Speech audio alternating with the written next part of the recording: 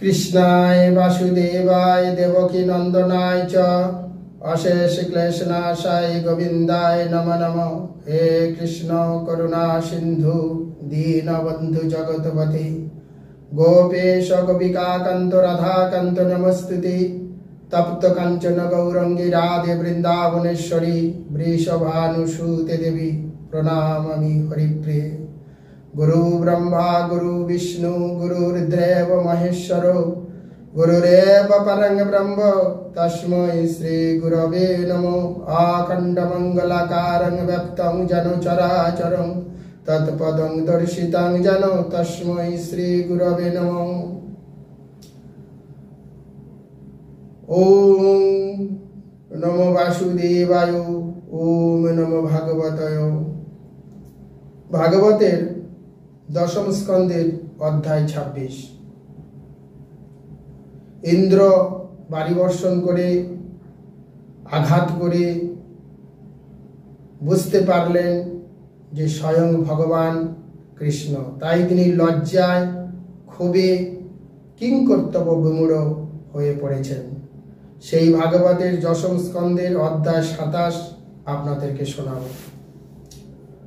गोवर्धने धृता शौलौ असारो द्रक्षिते व्रजे गोलोकादा व्रजत कृष्णं सुरभि शत्रु एव च।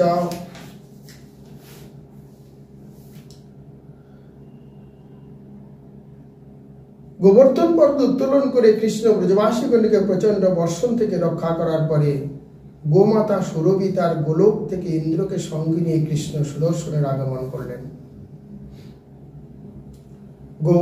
गोवर्धन पर्वत उत्तोलन करेছেন, समस्त ब्रजवासीকে रक्षा করেছেন। এখন इंद्र চিন্তায় পড়ে গেছে যে এই কাজ আমার পক্ষে করা উচিত হয়নি। তাই তিনি ব্রহ্মার কাছে গিয়েছিলেন আর ব্রহ্মা সুরভিকে সঙ্গে নিয়ে শ্রীকৃষ্ণের দর্শনের জন্য পাঠিয়ে দিলেন। বিভক্ত উপসঙ্গম বিদিত কৃত হেলান स्पर्श पदाएरं किरीटेन करचस्य। भगवान अवज्ञा करार जन्य इंद्र अत्यंत लज्जित हन। निर्जन कृष्ण समीपे गिये सूर्येर मतो उज्ज्वल तार किरीटिखानी कृष्णेर पदतले स्थापन करे इंद्र निजे तार पादपद्मे पतित हये पदयुगल स्पर्श करलेन। एखाने गोमाता सुरभि भगवानके बोललेन इंद्र तार संगे देखा करबे, ताई भगवान निरालाय केउ जाते ना देखते पाय सेई स्थाने अर्थात तिनि गोवर्धन पर्वतेर पाददेशे गिये अपेक्षा करलेन एबं सेखाने इंद्र एसे तार माथार टुपि तार पदतले दिये पदतल धरे काँदते शुरू करलेन। दृष्ट स्तुतानुभवाय हर्ष कृष्ण समित तेजस। सर्वशक्तिमान श्रीकृष्णेर दिव्य तेज अर्थात श्रीकृष्णेर सेई दिव्य तेज इतिमध्ये अवगत हयेछेन। दर्शन करार फले त्रिजगतेर ईश्वर हওয়ার मिथ्यार जे अहंकार अर्थात এই জগতে যখন কোনো মানুষ অনেক কিছু পেয়ে যায় তার প্রচুর অহংকার জন্মায়। ভগবান এখানে এই শিক্ষা দিচ্ছেন যে আমাদের অহংকারের কি আছে, আমি কে, আমি কোথা থেকে এসেছি, আমি কোথায় যাব। আমার দেহ পর্যন্ত যখন আমার নয় তাহলে আমার অহংকার করার কি আছে। আমি যেখান থেকে এসেছি সেখান থেকে তো আমার ফিরে যেতে হবে। এই কথাটা আজকে ইন্দ্রকে দিয়ে জগৎবাসীকে বোঝাতে চাচ্ছেন যে আপনারা অহংকার করবেন না এবং এই অহংকারের মধ্যেই আপনার পতনের মূল কারণ হয়ে দাঁড়াবে। বিচদ্দ সত্যং তব ধাম সন্তং তপো মায়ং ধ্বজন্ত যন্তমস্তমং মায়া মোহং গুণ সম্প্রবায় না বিদ্যতে তেহ গ্রহানুবুদ্ধ। इंद्र बोलें आपनार दिव्य स्वरूप शुद्ध सत्य प्रकाशित अपरिवर्तनीय दीप्त ज्ञान उद्भासित एवं राजा तमसा गुण द्वारा अज्ञानजनित प्रलय जागतिक गुण प्रभाव आपनार मध्य नेই। आजके इंद्र बोलছেন हे भगवान আপনি যে এত মহান, আপনি মনে করলে তো আমাকে অনেক কিছু করতে পারতেন, কিন্তু আপনার ভিতরে বিন্দুমাত্র তমগুণ কিছুই নেই, সমস্তটাই তমগুণ শূন্য আপনার মধ্যে। আপনার মধ্যে কোনো অজ্ঞানতা জনিত জাগতিক গুণ প্রভাবিত হয় না। জাগতিক গুণ প্রভাব যদি প্রবাহিত হতো তাহলে আপনি আমাকে অনেক রকমের ক্ষতি সাধন করতে পারতেন। হে ভগবান, হে জগদীশ্বর, তুমি আমাকে ক্ষমা করো। কুতন তদ্বেদব ঈশ্ব তৎকৃত্য লোভাদায় যেহ ভূতলিঙ্গ ভাবা তথা বিদণ্ডং ভগবান বিবর্তি ধর্মস্য গুপ্তৈ খল নিগ্রায়। তাহলে জড়জাগতিক অস্তিত্বের মাঝে প্রারব্ধ সম্বন্ধের ফলে অজ্ঞ মানুষের মধ্যে কাম, ক্রোধ, লোভ, মোহ এবং মৎসর্যের যেসব লক্ষণগুলো সৃষ্টি হয় এবং যেগুলি মানুষকে জড়জাগতিক অস্তিত্বের জটিলতার মাঝে আরো জড়িয়ে রাখে, সেই লক্ষণগুলি কেমন করে আপনার মধ্যে বিরাজ করতে পারলো? আর তা সত্ত্বেও পরমেশ্বর ভগবান হয়ে আপনি ধর্মনীতি রক্ষার জন্য শান্তি বিধান করেন এবং দুষ্টকে দমন করেন। ইন্দ্রের এই জটিল দার্শনিক বক্তব্য এইভাবে বিশ্লেষণ করা যেতে পারে যে এই শ্লোকের প্রথম পংক্তিতে ইন্দ্র পূর্ববর্তী শ্লোকের শেষ প্রকাশিত মূল ধারণাকে ব্যক্ত করেছেন। এই জড়জগতের অস্তিত্ব মহাপ্রবাহ অজ্ঞানজনিত। আমাদের কাম, ক্রোধ, লোভ, মোহ, মৎসর্যের মধ্যে আমরা জড়িয়ে হাবুডুবু খাচ্ছি, কিন্তু এগুলো কেবলমাত্র অনিত্য। ভগবানের সান্নিধ্যে আসা কেবলমাত্রই নিত্য। তাই আজকের সমস্ত কিছু পরমেশ্বরের পাদপদ্মে সমর্পণ করে তিনি বলছেন যে আমি দেবতা হয়েও আমার মধ্যে সেই অহংকার বিলুপ্ত করতে পারিনি। পিতাগুরুস্তং জগতামাধীশ দুরাত্মায় কাল উপদণ্ড হিতায় স্বেচ্ছাতো নবী সমীহসে মানাং বিদন্নু জগদীশ মানিনাম। আপনি এই সমগ্র ব্রহ্মাণ্ডের পিতা, গুরুদেব, পরম নিয়ন্তা। আপনি অলঙ্ঘনীয় কালরূপ পাপীদের অঙ্গ লাগতে দণ্ড বিধান করেন।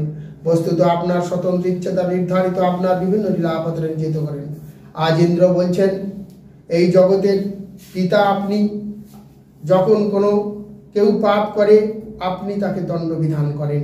তাই আজ আমার যে পাপ হয়েছে সেই পাপের জন্য আপনি আমাকে দণ্ড বিধান করুন, আমি নিশ্চিতভাবে সেটি মাথা পেতে নেব। যে মদিজ্ঞা জগদীশ্ব মানিনস তং বিক্কং কলায় ভাবণ্ড তন্মদম হিতার্থ মার্গং প্রভাজাত্ম পদ্ময় ইয়া কালনাপিতহ রসুনম। আমার মতো মূঢ়গণ যারা গধর্বের মতো নিজের জগদীশ্বর মনে করে, তারা ভয়ের সময় আপনাকে নির্ভয় থাকা শীঘ্রই মিথ্যা অহংকার ত্যাগ করে। যখন সমাজে কোনো মানুষ প্রচুর প্রতিপন্ন হয়ে যায় তখন সে ভাবে আমি যাকে যা শাস্তি দেবো সে সেই শাস্তি মেনে নিতে বাধ্য হবে এবং সে নিজেকে ভগবান বলে মনে করে। তাই আমার মতন গধর্ব, আমি যে অন্যায় করেছি সেই অন্যায়ের জন্য আমার উপযুক্ত শিক্ষা দিন এবং আমাকে যত রকমের খারাপ বা কোনো রকমের যদি দণ্ড দিতে আপনার মন চায় সেই দণ্ডটা আপনি দিয়ে দেন। শতং মময়া সর্জমাদ প্রত্যস্য কৃতাগয় সত্য বিদুষ প্রভাবম। আমার শাসন ক্ষমতার গর্ভে নিমগ্ন হয়ে আপনার প্রভাব সম্পর্কে অজ্ঞ আমি আপনার প্রতি অপরাধ করেছি। হে প্রভু, আপনি আমার ক্ষমা করুন। আমার বুদ্ধি মোচ্ছন্ন ছিল, কিন্তু আর কখনো যেন আমার এরূপ অসৎমতি না হয়। আজ ভগবানের কাছে কি চাইছেন ইন্দ্র? যে আমার যেন এই রকম অসৎ মতিগতি আমার বিবেচনার মধ্যে হয় না। তাই বাস্তব জগতে প্রত্যেকটা মানুষের ভগবানের কাছে এই কামনা করা উচিত। কোনো মন্দিরে গিয়ে মাথা ঠুকিয়ে ধন দাও, কাম দাও, বিদ্যা দাও, পুত্র দাও, সংসার দাও, এসব নয়। আমার কেবলমাত্র বুদ্ধি মোহচ্ছন্ন যেন না হয়।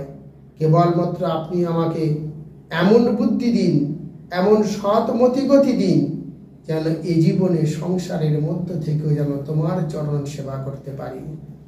তবাবতরত্ব রাম দক্ষয়ে যেহ ভূবতারণ মূর ভার জন্ম নম চমোপতি নম ভবায় দেব ভবায় যুগ্মচ্চরান ভূর্তি নম।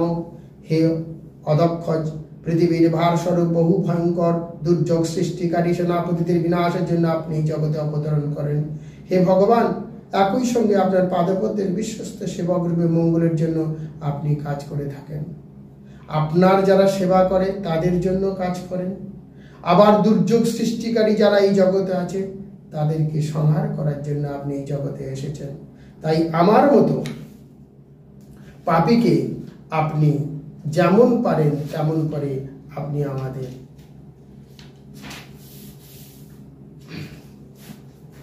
দণ্ড দিন। নমস্তব্যং ভগবতে পুরুষায় মহাত্মনে বাসুদেবায় কৃষ্ণায় সত্যতং পতায় নমো। আপনি পরমেশ্বর ভগবান, অন্তর্যামী, মহাত্মা, সর্বব্যাপক। আপনাকে প্রণাম নিবেদন করি। আপনি যদুকুলপতি কৃষ্ণ, আপনাকে প্রণাম নিবেদন করি। স্বচ্ছন্দ পাত্র দেহায় বিশুদ্ধ জ্ঞান মূর্তয়ে সর্বৈশ্বী সর্ববিজয়া সর্বভূতাত্মানি নমঃ। যিনি নিজ ভক্তগণের ইচ্ছা অনুসারে তার দিব্য দেহসমূহ ধারণ করেন, যিনি বিশুদ্ধ জ্ঞানময়, যিনি সর্বরূপ সকলের বীজ, সর্বভূত অজ্ঞ স্বরূপ, তাকে আমি আমার প্রণাম নিবেদন করি। যিনি সর্বময় কর্তা, জগৎ সৃষ্টিকারী, জগৎ ধ্বংসকারী, সেই ভগবান আজ মানুষের রূপ দেহ ধারণ করেছেন, কারণ অধর্মকে নাশ করে ধর্মের বীজ স্থাপন করার জন্য। আমি তাকে বারবার প্রণাম করি।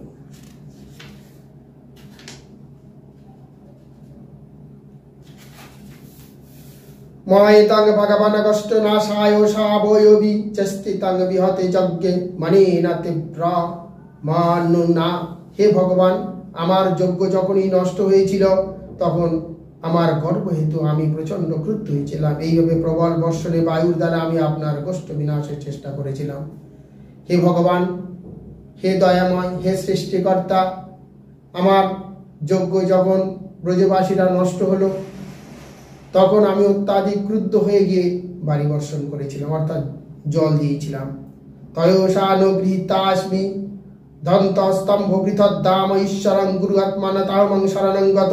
হে ঈশ্বর, আমার গর্ব চূর্ণ করে এবং বৃন্দাবনকে আমার শাস্তি প্রদানের প্রচেষ্টা ব্যর্থ করে আপনি আমার কৃপা প্রদর্শন করেছেন। পরমেশ্বর ভগবান গুরুদেব পরমাত্মা স্বরূপ, আপনার কাছে আমি এখন আশ্রয়ের জন্য এসেছি। আপনি আমার অহংকারকে চূর্ণ করেছেন।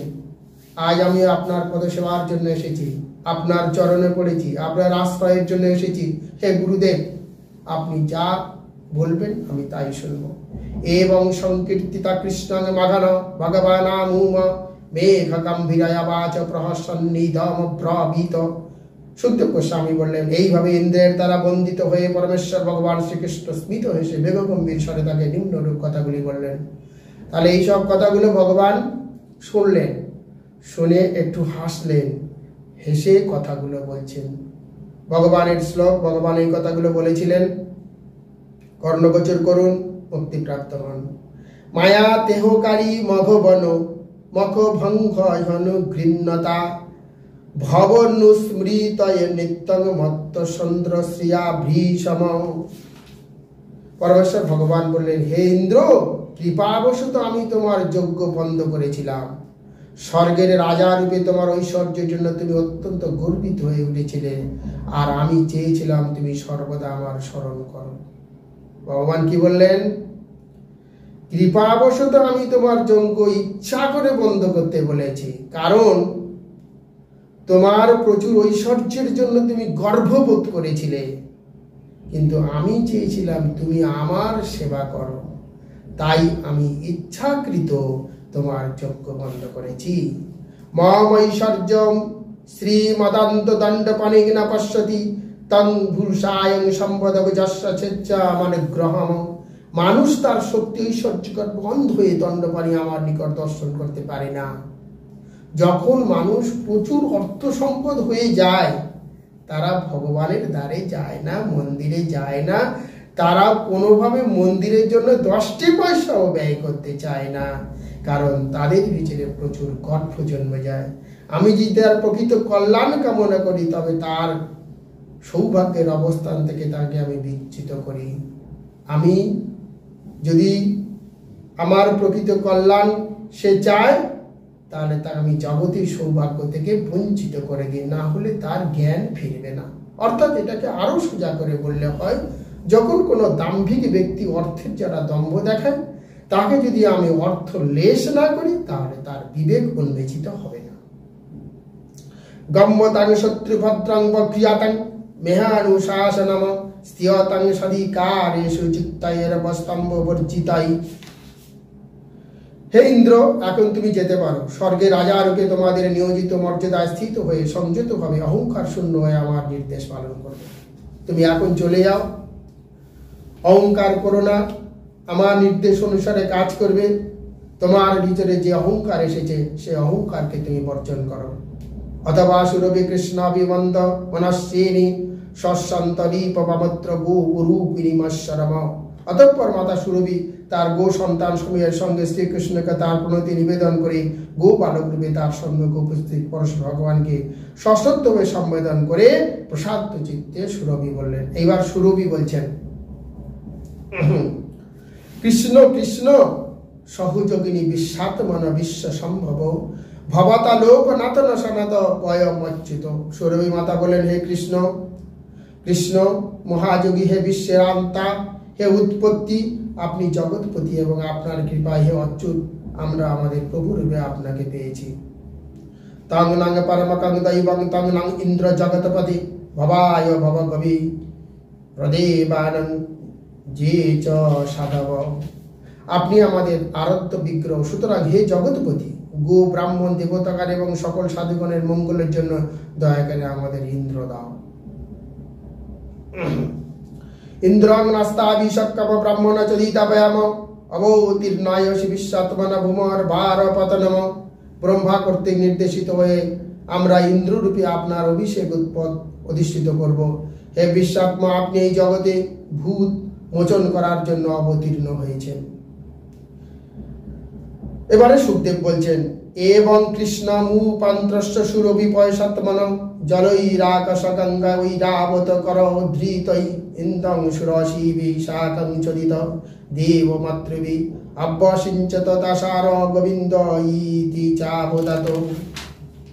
সুখদেব গোস্বামী বললেন, এইভাবে শ্রীকৃষ্ণকে সম্ভাষণ করে মাতা সুরভি তার আপন দুগ্ধ দ্বারা এবং অদ্বিতীয় অন্যান্য দেবতাগণের নির্দেশে দেবতা ও মহান ঋষিগণের সঙ্গে ইন্দ্র তার হস্তি বাহন ঐরাবতের সুর দ্বারা বাহিত স্বর্গের গঙ্গা জল দ্বারা দার্শ বংশজ ভগবান শ্রীকৃষ্ণ অভিষেক করলেন এবং তাকে গোবিন্দ নামে অভিহিত করলেন। তাহলে গোবিন্দ নামটা কে দিলেন? মাতা সুরভি। তার দুধ এবং স্বর্গের গঙ্গা জল দ্বারা ভগবানকে অভিষিক্ত করলেন আর ভগবানকে নাম দিলেন গোবিন্দ। তত্রাগতাস্তুম্ভূরু নারদয় গন্ধর্ব বিদ্যধার সিদ্ধ চারণা জাগুর যশ লোক মালায় পংহর সুরঙ্গানা সংনীতর মুদম্ভিতা। তুম্বুরু, নারদ ও অন্যান্য গন্ধর্বগণ, বিদ্যাধর, সিদ্ধ এবং চারণগণ সহযোগে শ্রীহরির জগৎ পবিত্রকারী মহিমা গান করবার জন্য সমাগত হয়েছিলেন। দেব পত্রিগণ অনন্তপূর্ণ হয়ে ভগবানের সম্বন্ধে একাত্র নৃত্য করেছিলেন। সেই সময় তুম্বুর, নারদ, অন্যান্য গন্ধর্বগণ, বিদ্যাধর, সিদ্ধ সবাইকে ডেকে সেখানে একটা গানের আসর বসানো হয়েছিল, গান গাওয়া হয়েছিল এবং ভগবানকে নৃত্য নাচ দেখানো হয়েছিল। তং তুষ্টর বেদ বনিকয়ে কতব হ্যাবা কিরাঙশ্চদ্ভুত পুষ্প বৃষ্টিবি লোকা পরাং নিবৃতি মাপ্পু ভগস্ত্রয় গাবস্তত গামনয়ন পয়দ্রুতাম। শ্রেষ্ঠ দেবগণ ভগবানের স্তুতি কীর্তন করে তার চতুর্দিকে অপূর্ব পুষ্প বর্ষণ করেছিলেন। ত্রিলোক পরম সন্তোষ লাভ করেছিলেন এবং গাভীরা তাদের দুগ্ধ দ্বারা পৃথ্বীতলকে সিদ্ধ করেছিলেন। শ্রেষ্ঠ দেবতাগণ তার চারিদিকে ঘুরে ঘুরে পুষ্প বর্ষণ করেছিলেন এবং তাকে অভিষেক বর্তন করেছিলেন। নানা সৌজ্ঞ সারিত বৃক্ষা সাধু স্রবা আকৃষ্ট পচৌষধায় গিরিরায় বিভ্রাণু মন্মক। নদীগুলিতে বিভিন্ন ধরনের সুস্বাদু রস প্রভাবিত হয়েছিল, বৃক্ষগুলি থেকে মধু খরণ হচ্ছিল, কর্ষণ ব্যতীত ভোজ্য উদ্ভিদগুলি পরিণত হয়েছিল এবং পর্বতগুলি তাদের অভ্যন্তরে রত্নরাজি বাইরে বিচ্ছুরিত করেছিল। তাহলে ঠিক সেই সময় কি হয়েছিল না, নদীগুলিতে বিভিন্ন ধরনের সুস্বাদু রস প্রভাবিত হচ্ছিল, বৃক্ষগুলি থেকে আপন নিয়মে মধুক্ষরণ হচ্ছিল এবং জমি কর্ষণ না করেও সেখান থেকে বিভিন্ন ধরনের উদ্ভিদ বেরিয়ে এসেছিল। আর পর্বতগুলি তাদের ভিতর থেকে বহু প্রকারের মণিমাণিক্য বের করে দিয়েছিল। সে যেন একটা বড় আনন্দের জোয়ার হয়ে চলেছিল। কৃষ্ণায় অভিষিক্তানি সর্বাণি কুরুনন্দন নৈর্বন্য ভাবং স্থাত কুরান্নাপি নিসর্গত। হে কুরুনন্দন পরীক্ষিত, শ্রীকৃষ্ণ অভিষিক্ত হলে সমস্ত জীব, এমনকি যারা স্বভাব ক্রূর তারাও সম্পূর্ণ বৈরাতা মুক্ত হয়েছিল। এতে গোকুলপতিং গোবিন্দ মবি বিসচ্ছস অনুজ্ঞাত যজৌ সত্রবৃত দেবাদিবীর দিবম। গো ও গোপগণের প্রতি ভগবান গোবিন্দের অভিষেক উৎসব শেষ হবার পর দেবরাজ ইন্দ্র ভগবানের অনুমতি গ্রহণ করে দেবতা প্রভৃতি তারা পরিবৃত্ত হয়ে স্বর্গে ফিরে গেলেন। হরে কৃষ্ণ। হে সনাতন হিন্দু ভাইরা, আপনারা ভাগবত গীতার আশ্রয়ে আসুন। এই ভাগবত বদ্রীনাথ আশ্রমে কৃষ্ণদ্বৈপায়ন ব্যাসদেব বলেছিলেন, গণেশজি লিখেছিলেন, কলিহত জীব উদ্ধার করার জন্য এই ভাগবত কথামৃত কৃষ্ণ, ভাগবতের কথা কৃষ্ণ কথা, ভাগবত স্পর্শ কৃষ্ণ স্পর্শ। তাই কলিহত জীব উদ্ধার হওয়ার জন্য আপনারা এই ভাগবত শ্রবণ করুন পবিত্র দেহ শুদ্ধ মনে। যদি আপনারা পারেন, আপনার ঠাকুর ঘরে কিংবা পবিত্র কোনো নদীর ধারে কিংবা কোনো দেবালয়ে আপনারা বসে ভাগবত শ্রবণ করুন এবং পূর্ণতা প্রাপ্ত হয়ে গোলকধামে ফিরে যান।